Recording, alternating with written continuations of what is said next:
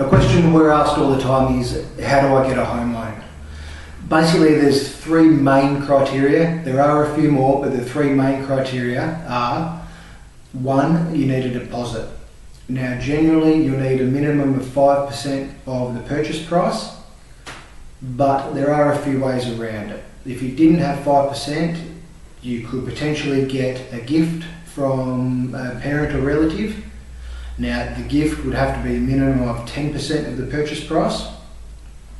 Or if you had parents that may want to go guarantor for a loan, we could potentially do that, but there are quite a few criteria around that. So, one, we need a deposit. Second criteria is what's known as serviceability, or your ability to pay the loan back. You need to be earning enough income to be able to pay the loan back, plus your living expenses, plus pay back any loans that you already have, including credit cards or personal loans. We've got calculators for all the banks that calculate this, so we can calculate that fairly easily. The third criteria is your credit file. Now, this includes any defaults that you might have from past debts not paid back. The most common we see on this are the telecom and the electricity bills who have noted a default on your credit file. We can get around this fairly easily.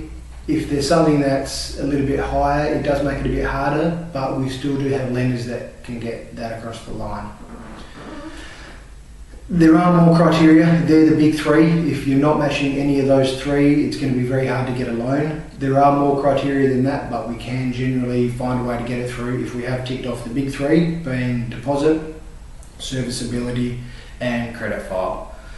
If you want some more information on how to get a loan, give us a call on the number coming up and we'll give you a call back and let you know exactly how much money you'd be eligible to borrow.